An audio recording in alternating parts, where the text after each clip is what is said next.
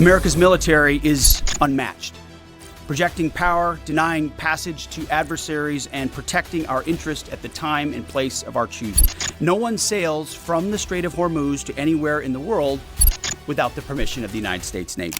0217 local time, Strait of Hormuz. A black ribbon of water between rock, steel, and sovereign tension. Hours earlier, a layered intelligence package had triggered inside a joint command cell. Intercepted communications, thermal satellite passes, and ISR drone footage all converging on a single vessel moving under deceptive registry. Analysts assessed the cargo as a covert drone shipment linked to the IRGC, reportedly sourced through a Russian transfer network and routed for rapid regional distribution. The objective was immediate and uncompromising. Intercept the vessel, seize the shipment intact, exploit all intelligence on board, and prevent the cargo from disappearing into the Gulf's proxy corridors. Assigned to the operation were U.S. Marine Recon elements, supported by JSOC mission planners, Navy aviation, and persistent UAV overwatch. On the staging deck, there was no wasted motion, only procedure. Operators moved through final checks under red task lighting, faces hard and unreadable behind mounts and straps. Carbines were brought close to the chest for one last inspection.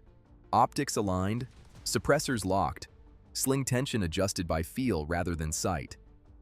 Radios hissed in clipped bursts, then went quiet again. Gloves tightened over knuckles. Retention cords were checked twice. Flex cuffs were stacked flat. Medical kits were pressed down and resecured. Nothing on an operator could rattle. Nothing could flash. Nothing could fail. Around them, the aircraft sat alive but restrained. MH-60S waiting on the edge of full violence. Their rotor wash sending tremors through the deck and shivering across loose canvas and metal fittings. Aviation crews moved low and fast beneath the blades, silhouettes crossing through exhaust haze and sodium light. Above the mechanical growl, no one raised a voice. Every nod carried the weight of a rehearsed decision. Every movement said the same thing. Once wheels lift, the mission belongs to the clock. The launch was clean. Aircraft lifted into the dark one after another, noses angled toward the choke point, formation lights reduced to the faintest discipline of movement.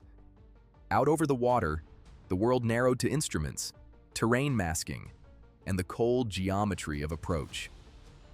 The coastline slid by as a broken silhouette of cliffs, terminals, and hardened watch positions. UAV feeds tracked ahead, feeding live updates into the mission stack while electronic support assets worked the spectrum, flooding the enemy picture with confusion, static, and uncertainty. On hostile scopes, returns blurred, echoed, then vanished. Below, the sea reflected almost nothing. Above, the sky offered no horizon. The helicopters ran low, using darkness and terrain to cut across the battle space without ever fully revealing themselves. Inside the cabin, operators sat rigid against the vibration, helmets touching bulkheads, fingers resting near safeties, eyes fixed on nothing but the next 10 seconds. The target vessel emerged as a darker shape against the darker sea, its running lights dull and controlled, its deck layout matching the ISR model almost exactly. That was enough to elevate the tension. As the aircraft broke into final positioning, the first sign of resistance surfaced, movement near the aft superstructure. Then a sudden flare of alarm lighting from within the ship. Someone on board had seen something, heard something, or understood too late that the night around them no longer belonged to them. The intercept force hit fast. Security elements locked down the outer angles of the vessel, while the primary boarding element surged toward the objective zones. The ship, which had been drifting through international tension as just another steel hull, transformed in seconds into a contested platform. Every hatch became a question. Every corridor became a risk. Every shadow had to be answered. Once inside, the tempo intensified. Marine recon teams pushed through the vessel with controlled aggression, clearing compartments, stairwells, and access passages under intermittent emergency lighting and the grainy green wash of night optics. The internal acoustics magnified everything. Boots on steel, the slam of heavy doors, distant shouting, the metallic shock of rounds striking bulkheads somewhere below. Over comms, updates stayed short and clinical. Perimeter green, forward hold secured. Moving to the cargo deck, contact contained. The professionalism was the tension. No panic, no shouting beyond necessity. Just men doing difficult things at speed while the ship itself seemed to groan under the pressure of being taken apart in real time. Then came the complication. The first manifest location was wrong. The hold marked in the intercept packet contained decoys, empty containers and false packaging meant to buy minutes the defenders did not have. For a brief moment, the operation balanced on uncertainty. Then a secondary ISRQ from overhead, cross-referenced with fresh onboard materials, redirected the assault element toward a sealed lower deck compartment shielded behind maintenance access and reinforced internal partitions. The correction was immediate. One team maintained control of the upper deck and engine access routes while another drove lower, deeper into the ship's interior where the air grew hotter, tighter, and louder with machinery. Resistance stiffened there. Not sustained, not organized enough to reverse the outcome, but sharp enough to prove the cargo mattered. The firefight that followed was brief and disciplined. Flashes strobing across steel walls. Muzzle reports flattened by confined space and hearing protection. Return fire came from behind cargo stacks and improvised cover, but it lacked the cohesion of a trained defensive line. The Americans kept moving. One operator called the angle, another shifted the line, and within seconds the resistance collapsed under superior coordination. When the final barrier was forced open, the objective revealed itself in the cold light of weapon lamps and helmet beams. Crated drone components, guidance assemblies, airframes packed in protective wrap, electronics cases, and supporting documentation staged for onward transfer. Not a rumor, not speculation, physical proof. The confirmation went up the chain in a single burst transmission. Objective secure. Shipment confirmed. The compartment was photographed, documented, and stripped for every piece of usable intelligence. Hard drives, manifests, encrypted devices, transit markers, liaison notes, packaging identifiers. Everything that could map the network behind the cargo was bagged and moved.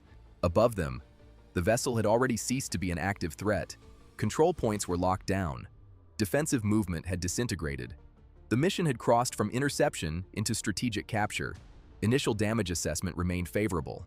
No friendly losses, minor injuries only, the kind of outcome that appears simple in a report, and costs everything in preparation to achieve.